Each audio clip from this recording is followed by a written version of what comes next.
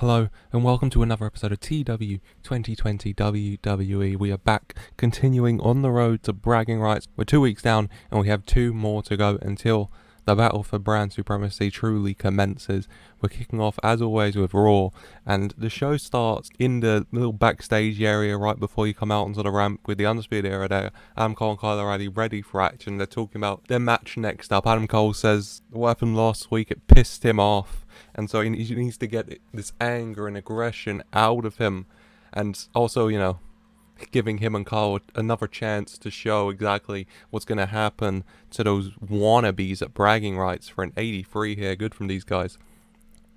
As to kick off the show, we do have a tag team match. Adam Cole and Kyle O'Reilly working together here, taking on the former Raw Tag Team Champions Breezango and the Undisputed Era, picking up the win here. Adam Cole getting that anger out on him, in the end hitting Tyler Breeze with the last shot to pick up the win for an 81. Good here from these two teams. 85 from Adam Cole, 78 from Kyle O'Reilly, 62 Tyler Breeze, and 56 Fandango. Happy enough with this. Honestly, a really good start to the show with the 81 from these pairs. Then after the match, Adam Cole getting his arm raised, getting his WWE Championship, and getting a mic. And he says that is a warning for what happened last week. Because Karrion Kross wants to play his little games. Karrion Kross wants to step into the real champ's ring. Well, he can try. But the matter of fact is that Adam Cole is the best wrestler on the planet. And so come bragging rights, when they're in that ring, Adam Cole is going to teach Karrion Kross a lesson in professional wrestling. And the same goes for Big E. The same lesson Big E would have been taught last week if it wasn't for Karrion Kross's interference. And that Adam Cole is the best. That is why he is WWE Champion, and that Adam Cole's dominance over this company will be compounded when he beats NXT and Smackdown's best. And that, ladies and gentlemen, is undisputed for an 85 here. Adam Cole, another big warning for his bragging rights opponents there.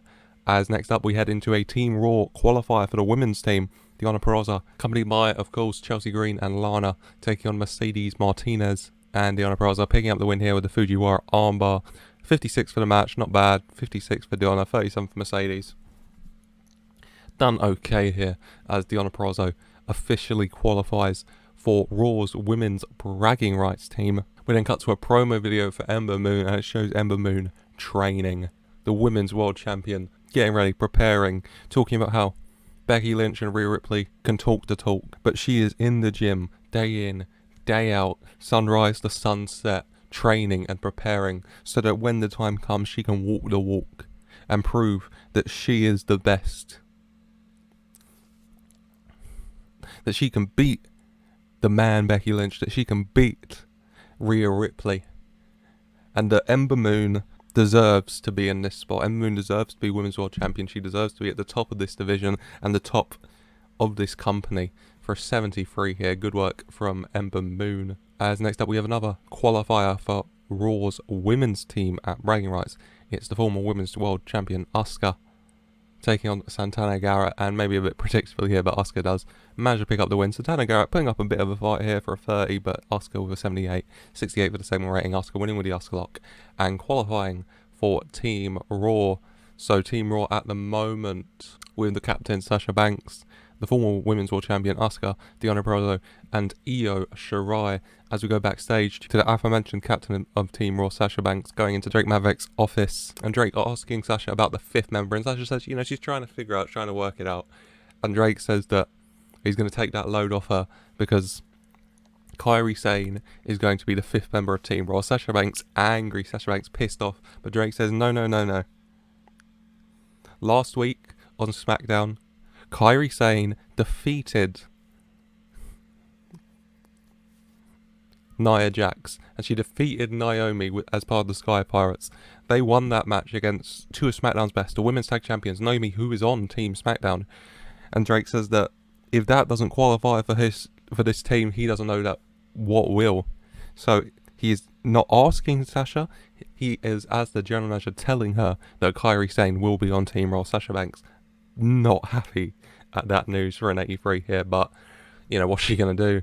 As we head into a battle royale to find the next member of Raw's men's team we have Pete Dunne versus Matt Riddle versus MVP versus Cedric Alexander versus Bobby Fish versus Roderick Strong in a 6-man battle royale. It's every man for himself, but you can kind of see how this match could kind of trio off, how this match could kind of split off. You know, Fish and Roderick Strong of the Undisputed Era, MVP and Cedric Alexander of the MVPs, and Pete Dunne and Matt Riddle, former NXT Tag Team Champions.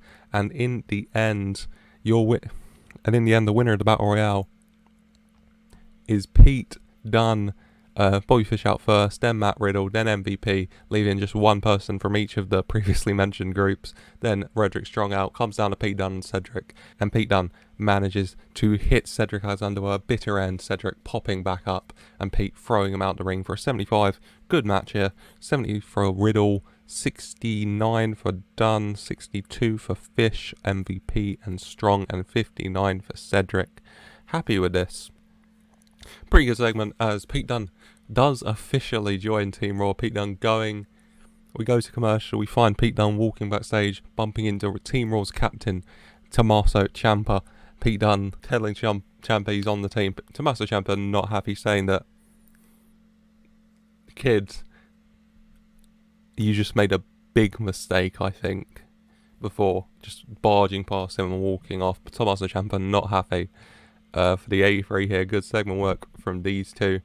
As we head into another qualifier for Raw's men's team, it's Samoa Joe, returned after SummerSlam, picked up 2 straight wins over Ricochet and Cedric, been on a bit of a run, taking on Seth Rollins here for a spot on Raw's team at bragging rights. And in the end, Samoa Joe picking up some momentum when MVP music hits and he comes down the ramp.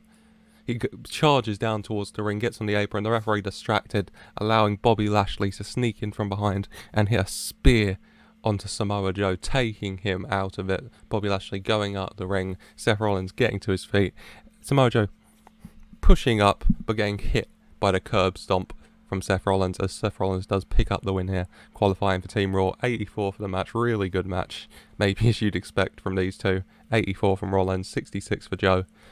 Really happy with this, as Seth Rollins gets the win after that interference, and then after the match, MVP and Lashley getting into the ring, and MVP barking the instructions as Lashley locks Samoa Joe into the Hurt Lock, as Samoa Joe passes out, and Bobby Lashley and MVP stand tall over the fallen Joe for an 80 here. Really good match. Just keeping this going. Joe beats Cedric, beat Ricochet, two of MVP's clients. MVP obviously not taking kindly to that, and now bringing in the big gun, his main client, Bobby Lashley here. As next up we head into the main event. First we have the entrances of the Hardy Boys for a 75, and then their opponents, the Raw Tag Team Champions, the Celtic Warriors, Drew McIntyre and Sheamus for an 84. This has been building up last few weeks. Sheamus beating Matt Hardy, Celtic Warriors beating him down, but Jeff making the save. Then last week, Jeff in action against AJ Styles in a Team Raw qualifying match. The Celtic Warriors providing a distraction. Drew McIntyre, Sheamus attacking Matt backstage. Drew taking out Jeff whilst he was distracted, costing Jeff that match. And now the match made official for the Raw Tag Team Champions, for the Raw Tag Team Championships, the Celtic Warriors versus the Hardy Boys. And it is a back and forth match. The Hardy Boys pulling out all of their classics, all the big guns. Celtic Warriors getting the fight of their life here. But in the end, Sheamus setting up for the bro kick on Jeff Hardy, when out of nowhere his legs get pulled out of the ring and he is assaulted at ringside by Santos Escobar and Humberto Carrillo. Legado, the Cruiserweight Tag Team Champions, taking out Sheamus. The ref no choice but to call for the disqualifications. Celtic Warriors getting the DQ win here, retaining their Raw Tag titles for a 78 here. 77 for Drew, 76 Jeff, 68 Sheamus, 52 Matt. Good match from these guys. As afterwards though, Legado beat down on Drew McIntyre and Sheamus. They got Sheamus unaware. They take him out of ringside, throwing him into the steel steps. Sheamus out of it. Drew goes for Legado, but Legado, the numbers game with some weapons, taking out Drew. Andrade a little bit hurt still, and Zelina Vega barking the orders as Legado take out the Celtic Warriors at ringside before getting in the ring and taking out the Hardy Boys as well. So just sending a very concrete message here, taking out the Raw Tag Champs and a legendary tag team in the Hardy Boys for an 81 here. Raw going off air with Legado here, Andrade holding the Cruiserweight title, and Humberto and Santos Escobar holding their tag titles, standing tall to end Raw, which overall gets the show an 80. Yeah, up and down show. I'd say, I thought it went really well. Match rating wise, you know, the opening tag match with the UE and Breezango, an 81's good. Seth and Samoa Joe for an 84. Battle Royale got 75, pretty good. 78 for the tag titles. Overall, I'm still pretty happy with this show. I'll take that. Increased popularity in three regions, keeping things going in the build up to bragging rights. I'm happy with that. As hopefully we can keep this momentum going. Next up, the battle for Brand Supremacy continues on NXT. And NXT gets underway here with Legado storming into William Regal's office. In his office is Aleister Black, Randy Orton, and Chad Gable, and Legado are pissed off after last week. Legado losing in that tag match to Orton and Gable qualifying for the team. And then Andrade confronting them, Aleister Black stopping him. Legado not happy. Andrade getting injured. Andrade wearing like a face mask at the moment to help his injured nose. William Regal not happy with all the shouting and arguing, and he says, that's enough. You guys need to sort out whatever this childish bickering is before bragging rights. And so tonight, in the main event, is going to be a 6-man tag team match. Legado versus Aleister Black, Randy Orton, and Chad Gable. So you guys can settle this. All parties seem pretty happy with that. For an 88, a very good opening segment here for the arguing and that. And then a 86 as Regal announces that big main event for later tonight. Hopefully it'll do really well. And then next up we have a qualifying match for NXT's women's team. Bragging rights is Indi Hartwell versus Natalya, and the experience of Natalya shines through with getting the victory here by way of submission with that sharpshooter for a 50. Not too bad. 48 for Natalya, 30 for Indi Hartwell. Natalya getting the win, officially qualifying for Team NXT. Team NXT filling up now. Yep, Natalya, the 4th member of the NXT's women's team. Afterwards, we have a little promo video playing for Becky Lynch. Becky Lynch, just like an Ember Moon's, Becky Lynch training. Becky Lynch getting ready. Becky Lynch is hungry for this. She says she's been out she was out for all that time, and now she's back. Now she's back on top with the NXT Women's title, and now she's back to where she wants to be, fighting the best wrestlers on the planet. And Ember Moon and Rhea Ripley, their in-ring ability speaks for itself, but even if it didn't, they have the goal to back it up to prove that they are two of the best superstars on the planet. So Becky Lynch says she can't wait to get in that ring. She can't wait to take them on. But in the end, when the man comes around, the man is going to walk out of bragging rights with just that, with the bragging rights, when she comes out victorious for an 83. Really good promo work here from Becky Lynch. Before we head into another NXT women's team qualifying match, it's Candice LeRae taking on Legado's own Zelina Vega. Zelina Vega afforded an opportunity herself to get in the ring and have some action, qualify for a Team NXT, and she does just that with the Tornado DDT. Zelina Vega beating Candice LeRae for a 65, alright match-wise, 66 for Vega, 54 Candice LeRae. And Zelina Vega finishing off Team NXT here. NXT's women's team is officially the captain Tegan Nox, Casey Catanzaro, Mickie James, Natalya, and now Zelina Vega. Pretty strong team, really.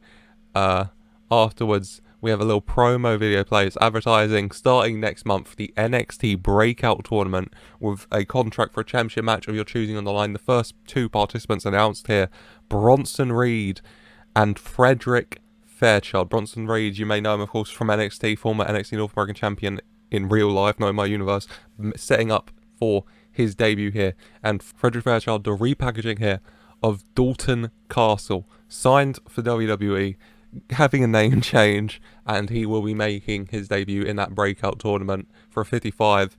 Doing okay here for their first appearances. Hopefully they're, you know, as they make more appearances, have more matches, popularity increases, ratings increase. It's just the way it goes. So for a debut 55, I will take that. Not too bad. Before we head backstage and we find the NXT North American champion Keith Lee bumping into Finn Balor, and Keith Lee says that he wants a match tonight. He wants to test himself against the best, you know, heading into bragging rights. And he says that Finn Balor has shown he is one of the best. Finn Balor has shown he can go toe-to-toe with anybody, and so Keith Lee challenges Finn Balor to a match later tonight for that NXT North American title. Finn Balor says, "You're on." Big match announcement there. Keith Lee, Finn Balor later tonight for a 91. This match segment, very good from these two, as maybe you'd expect. Before we head into a battle royale to find the final member of NXT's men's team at Bragging Rights. It's a big match, and in the end is a returning Velveteen Dream who gets the win here over Grimes, Morrison, Kalisto, Mysterio and Will Ospreay. Velveteen Dream showing a darker side here, more aggressive, more angry, beating down on Kalisto at the early stages, going to rip his mask off. Kalisto stopping him before getting chucked out. The match continuing. In the end, Rey Mysterio and Velveteen Dream going at it. Mysterio setting up Dream for the 6-on-9, but Dream fighting out of it, goes to pull Mysterio's mask off, distracting him before hitting him with a big super kick out the ring, eliminating him, winning the match, qualifying for Team NXT here from the Velveteen Dream. Velveteen Dream showing a bit of darkness here after that SummerSlam beatdown from the Fiend for an 82. Really good battle royale here from these guys. 76 from Mysterio, 69 from Grimes, 67 Dream, and 65s for Morrison, Kalisto and Ospreay.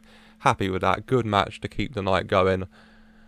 As we head backstage, we have Tegan Nox trying to give a speech to her team, Catanzaro, James, Natalya and Vega. But some arguments breaking out, kind of Catanzaro and Natalya as kind of like a little unit, arguing with James and Vega. Tegan Nox getting a bit frustrated as the captain.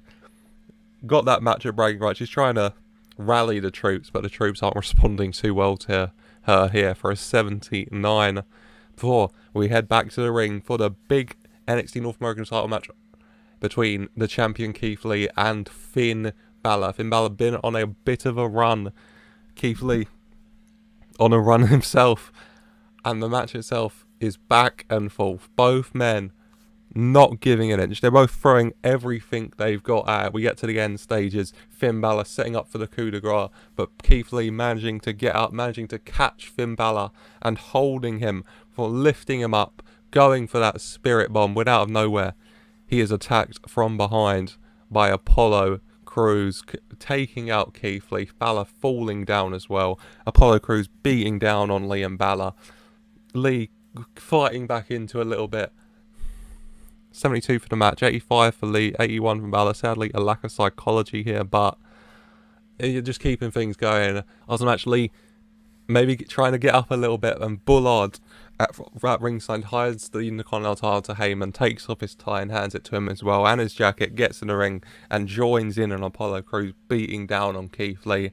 Balor starts to get back into it, and Thaddeus Bullard takes him out as well, and it ends with Thaddeus Bullard lifting up Keith Lee and hitting him with a Bullard bomb for an 86 here, as Bullard and Crews stand tall over the fallen NXT North American champion Keith Lee here. Bullard finally turning his attentions to Keith Lee, part of that triple threat match between the United States Intercontinental and North American champions at Bragging Rights. And Bullard sending a very clear message to his upcoming opponent here for an 86. Really good work here from these guys in the post-match segment. And then we have a promo video from Karrion Kross, the NXT champion, talking about Bragging Rights again, talking about Cole and Big E, promising them that their time is tick-tocking away from them all. Because come Bragging Rights, it doesn't matter what gold they have.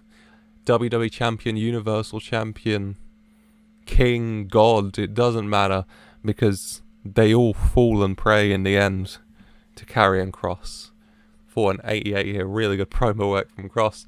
Before we head into the main event of this evening, we have the entrances of Legado and then the team of Black, Orton and Gable. Black, Gable and Orton, a little bit of a trios pose. Aleister Black sat cross-legged in the ring, Gable on his knees behind him, arms stretched out, and Randy on behind him doing his pose for an 84 here. Before we head into that main event match, and both teams going at it. Andrade kind of staying out of it a little bit with the face injury, but as we get to the end of the match, Andrade tagging in, him and Orton, the legal men, going at it. Zelina Vega getting on the apron, distracting the referee a bit here. Legado may be planning on cheating when out of nowhere Drew McIntyre and Sheamus run out and attack Carrillo and Escobar. Carrillo and Escobar attacking the Celtic Warriors at the end of Raw, and the Celtic Warriors not taking too kindly to that, as you'd maybe expect. Taking out Carrillo and Escobar here. Zelina Vega trying to tell the ref to look at what's happening. The referee is still distracted by Vega though. So Vega accidentally here helping along this attack on Carrillo and Escobar. Taken out of it. Andrade going for the tag, but shocked to find no one there. Andrade getting up and turning around into an RKO from Randy Orton, who picks up the victory here for his team. Orton, Black and Gable coming out on top after that attack from the Celtic Warriors. Andrade, of course, not 100% with that injury, but still doing very well here, rating-wise. 85 from Black, 84 from Orton, 83 from Andrade and Gable, 66 Carrillo, 65 Escobar, 87 for the match. Another really good match. Match-wise, NXT has been smashing it out of the park lately, especially with the main event ratings. I've been really happy with it. After the match, Black, Gable and Orton celebrate their win for a 90 hit over the fallen Andrade. Went out through the crowd, runs Team SmackDown's Gargano, Kingston and Ford. Obviously, themselves not happy about that attack from Black, Orton and Gable at the end of SmackDown last week. They storm into the ring in a massive brawl and shoes. Kingston attacking Orton, Gargano going after Black, and Ford and Gable going at it as well. In the end, security having to separate the two trios for an 82 as NXT goes off air. Really good show, I'd say. Overall rating of 88. What a show. One of the best shows, period. Largely, I'd say, thanks to kind of that end of show run. The 86 for the post-match, the NXT North American title. Cross for an 88. The entrance has got the 84. The match itself with that 87. One of the best matches I've had of this save as well. 90 for the celebration, 82 for the beatdown. Really good overall. 51 increased popularity in 51 regions. No complaints here. I'm really happy with NXT here. The build up to bragging rights has been firing on all cylinders, and I'm really pleased. Hopefully we can keep that momentum going with another episode of Smackdown. And Smackdown gets underway here with General Manager Paige in the ring. She's here with a big announcement. She's been on the phone with the NXT General Manager, William Regal, after the events of NXT, with some SmackDown superstars getting involved after the main event there. And she says that Regal has agreed for a big main event. It's going to be 6-man tag team action. Johnny Gargano, Kofi Kingston and Montez Ford of Team SmackDown taking on the 3 men they attack on NXT this week. Aleister Black, Chad Gable and Randy Orton. And I'm sure that is going to be a massive main event. I have very high hopes for that rating wise. It's a 60 for this announcement from Paige, getting a show off to an okay start. Before we head backstage and we find Bianca Belair, getting ready, training. And in walks the women's tag team champions Naomi and Nia Jax. Naomi, of course, captain of Team SmackDown. Bianca asks Naomi what she wants, and Naomi says that she's been talking over with Paige. And, it just felt right. The Nia Jax, as one half of the women's tag champs, had a chance to earn a right on Team SmackDown. And so, tonight, it's going to be Bianca Belair versus Nia Jax. And if Nia Jax wins, when Nia Jax wins, she will be taking Bianca Belair's spot on Team SmackDown. And Bianca Belair kind of laughs at that and says that, you know what? Fine. I will happily kick your little partner's ass out there, okay? If that's what you want me to do. And then, once bragging rights done, I think I'm going to shut you up again, just like I did when I took this $1 million championship back off of you all those months ago. Before walking away for 79, Naomi not looking happy at that reminder from Bianca, but you give it, you gotta take it. Before we head into the first match this evening, and the first 6-man tag team match this evening, it is the Dirty Dogs, Dolph Ziggler, James Storm, and Robert Roode taking on Rich Swann, and of course the SmackDown Tag Team Champions who defeated the Dirty Dogs at SummerSlam to win it, Leon Ruff and Lio Rush. The Dirty Dogs not happy. They wanted this match. They wanted to prove that they're better than Ruff and Rush, and Swann getting their back as their friend as well here. And then in the match, it is Ruff, Rush and Swann who come out on top in the end, with Rich Swann pinning Dolph Ziggler following the 5-star Swann splash for a 68 here. Pretty good rating for the first match of the evening here. Happy enough with that. In-ring performance wise, 72 from Roode and a 65 from Dolph, 64 from Swann, 59 Rush, 56 Storm, 41 Rough. That seems about right to me. Overall, yeah, I'm happy with that. Good start to the show, I'd say. As the faces do come out on top here. After the match, Swan, Rough and Rush celebrating the ring. The Dirty Dogs licking their wounds, retreating up the ramp. Very angry. When out of nowhere in runs the Celtic Warriors from the crowd, and they take out Swan, Rough and Rush. They brutalise them. Of course, at bragging rights when the tag champs go head to head, Celtic Warriors will be taking on Legado and Rough and Rush. And just the Raw tag champs working over the Smackdown tag champs here, taking them out with bro kicks and claymore kicks, and then leaving Rich Swann to the end, hitting him with the off with your head, the bro kick, claymore kick combo finisher of theirs for a 74, as before raising the Raw tag titles over their heads, standing strong here. Yeah, happy with that. Good segment. A good segment to keep the show going and keep up that bragging rights, simmering tension.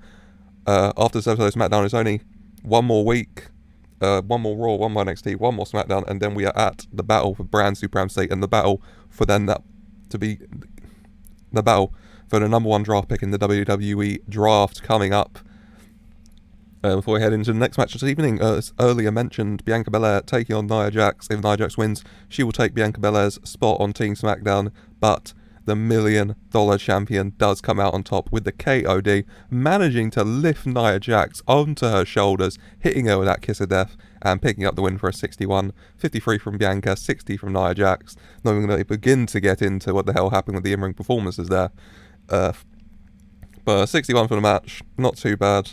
Could have been worse. Got to keep the show going, and Nia Jax and Naomi pissed off. Naomi more so, as Bianca Belair celebrates up the ramp, raising that $1 million title she beat Naomi for, to end this little segment here.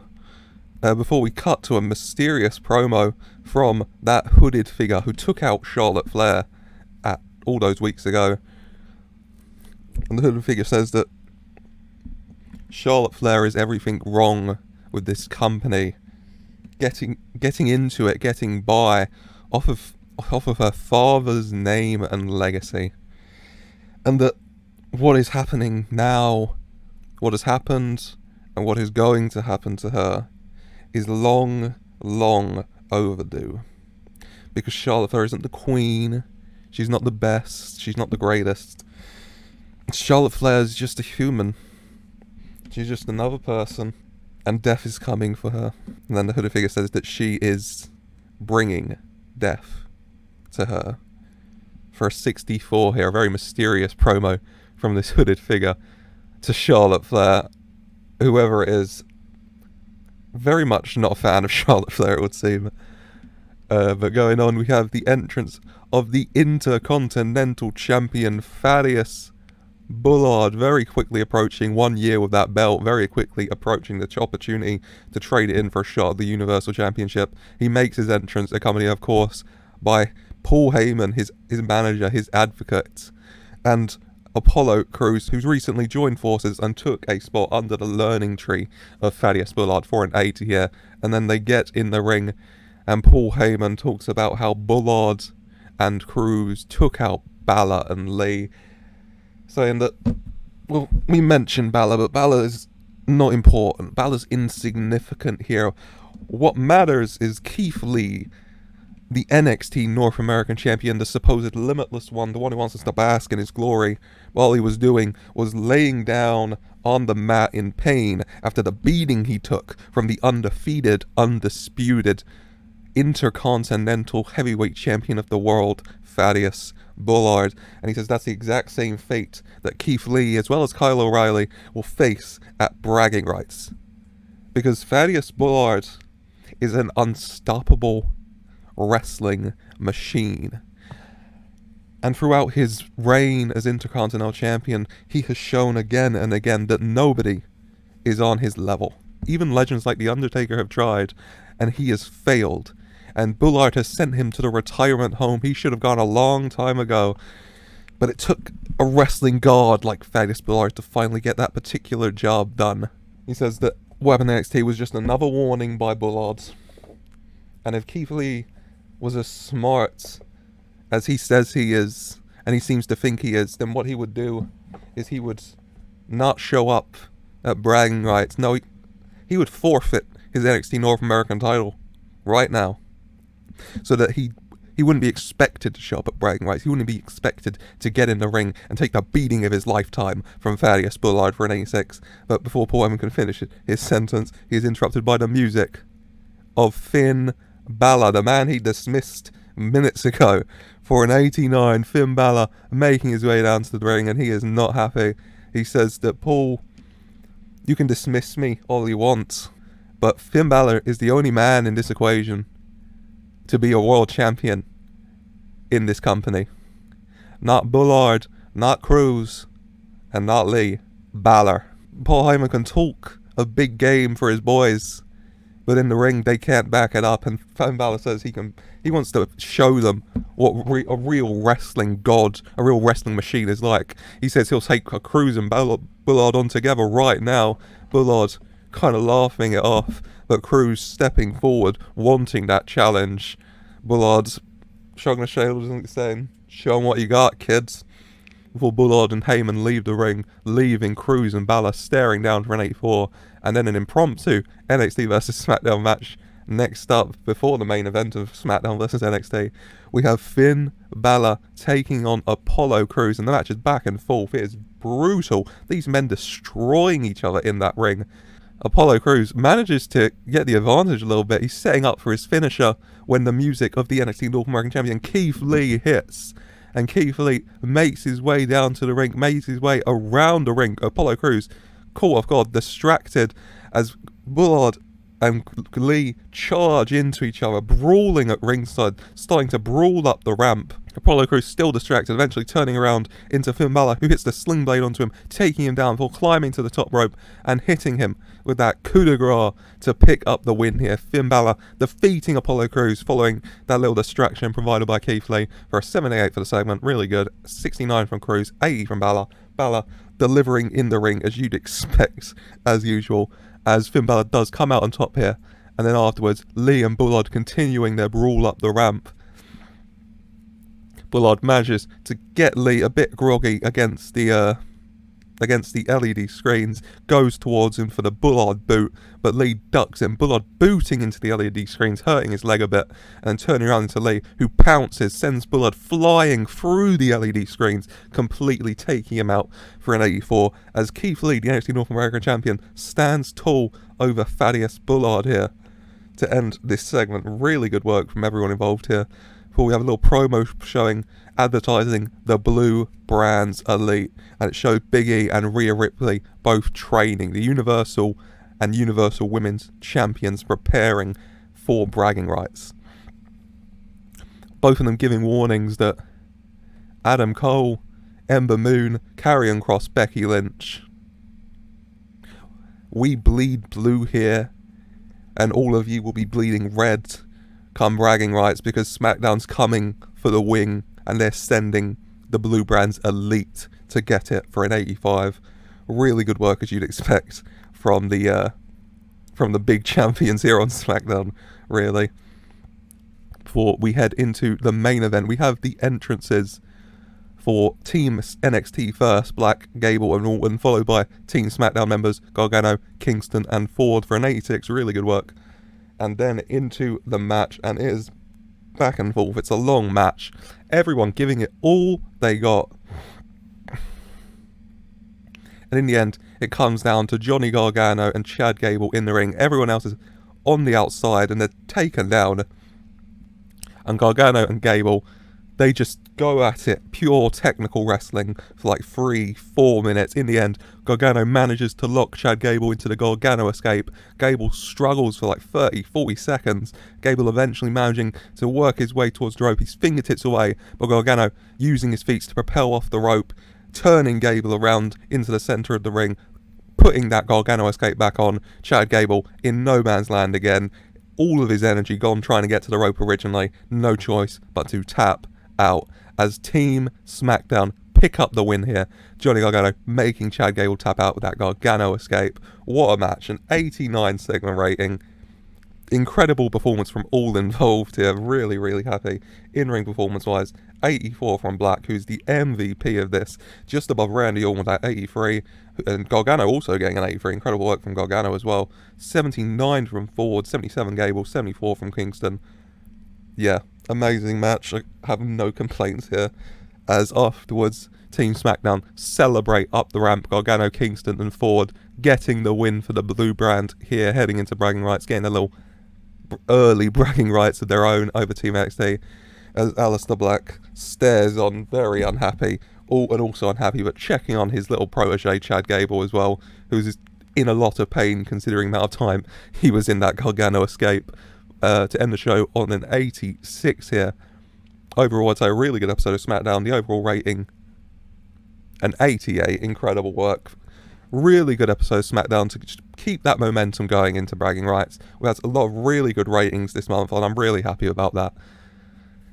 As overall, yeah, no complaints yet again. Special double episode, a special double update, special double episodes week this week to, get back in the swing of things a bit more after a bit more time away from the channel. And then there'll be 2 episodes again next week, of course, week 4 for September on the Wednesday, and then bragging rights itself on the Saturday. So a lot to look forward to. If you've enjoyed this episode, I hope you have a lot of good stuff going on. You'd like to see more. You're looking forward to seeing how bragging rights goes, who wins the battle for Brand Supremacy, and who wins that number 1 draft pick. Then please like and subscribe for more, and thank you for watching.